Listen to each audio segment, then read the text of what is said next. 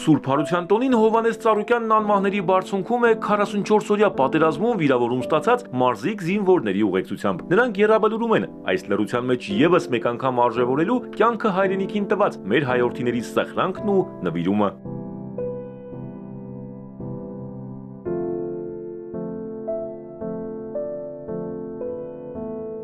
Այստեղ հանգչող տղաների հիշատակի առաջ խոնարհվելու պարտքը բոլորինս է, իսկ մարտական ընկերների համար առավել խորհրդանշական, քանի որ աղոթքը նաև Քրիստոսի հրաշափառ հարության ավետիսով է։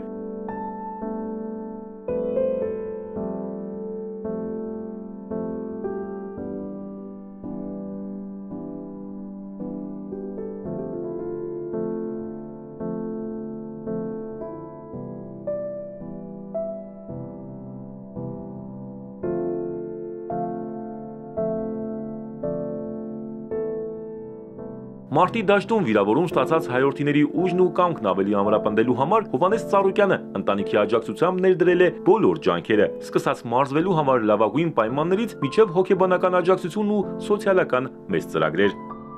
Շատ կարևոր միջոցառում ենք անում մեր ընկերների, մեր եղբայրների հետ միասին։ Ճիշտն ասած, Սուրբ Զատիկի օրվան ընթառաջ կար ցանկություն մի լավ նախաձեռնություն ձեռնարկելու։ Առաջարկը եղավ մեր ընկերների կողմից եւ ես մեծ սիրով միացա։ Ինչպես բազմիցս արդեն ասել եմ, հիմա էլ եմ ասում, որ մենք ամեն կերպ սատարելու ենք մեր զինծառայող եղբայրներին, ընկերներին։ Եվ սա ոչ առաջին, ոչ էլ վերջին միջոցառումն է, կան վեհ գաղափարներ, ծրագրեր կարևոր, որոնք մենք պարտադիր կյանքի ենք կոչելու եւ կյանքի ենք կոչում։ Իմ հայրն էլ ասել է, որ ամեն գաղափարի աջակցելու է, որոնք քննարկվեն եւ կորոշվեն։ Ես էլ մեծ սիրով եւ եռանդով ներգրավել եմ այս գործում, որպեսզի անեմ լավագույնը եւ ուզում եմ շնորհակալություն հայտնել բոլոր մասնակիցներին, բոլոր կազմակերպիչներին, քանզի միայնակ հնարավոր է անել ոչինչ։ Այսօր իրականում լավ թիմ է ձևավորվել, մեծ թիմ է ձևավորվել եւ խոնարհվում եմ մեր զոհերի առջեւ ու պատվում եմ բոլոր մեր զինծառայող եղբայրներին։ Խոնարհումից հետո տղաներին սպասում են Աբովյանի Սուրբ Հովհաննես Մկրտիչ եկեղեցում։ Բարև ձեզ։ Հայր մեր, որ հերգիս Սուրբ Եղիսի անուն քո, եկեսե արքայություն քո, եղիցին կամք քո որպես հերգինս եւ հերգրի, ըսած մեր հանապազորդ, դուր մեզ այսօր եւ թող մեզ սպարտիս մեր,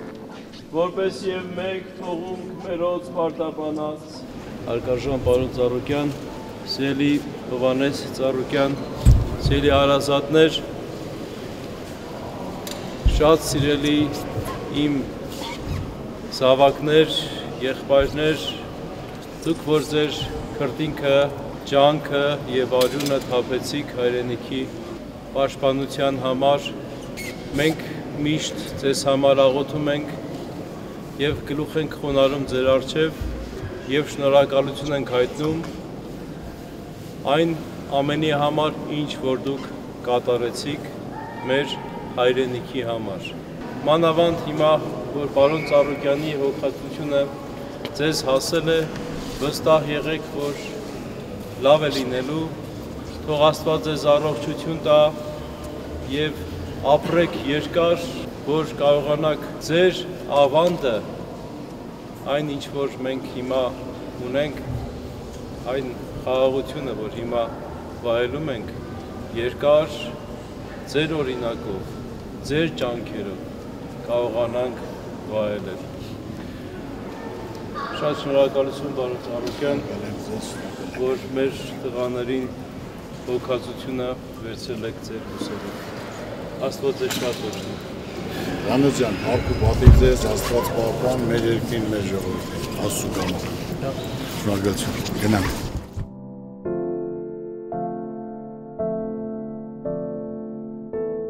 Սուրբ Հովհաննես Մկրտիչ եկեղեցու բակում աստվածախնամության ծես է։ Զինվորների օրհնությանը հաջորդում է մատաղի արարողությունը։ Դեռ Գրիգոր Լուսավորչի ժամանակներից տիրոջ հարության տոնին մատաղ էին անում հետևյալ խորհրդով, որ ինչպես Քրիստոս իր մեծ ողորմությամբ գթած մարդկային տկար բնությանը եւ օգնեց նրան վեր բարձրանան, այդպես էլ մենք պետք է մեր բարձրությունից կռանանք եւ վեր բարձրացնենք կարիքավորներին։ Աստուծերը, թող մեր երկրի մեր ժողովրդի գլխին լինի։ Հատաղն էլ ընդունել լինի։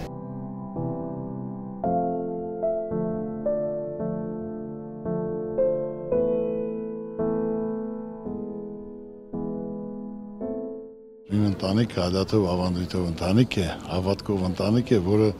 դուք գիտեք, որ ես 8 եկեղեցի եմ կառուցել, 20-ից ավել վերակառուցել եմ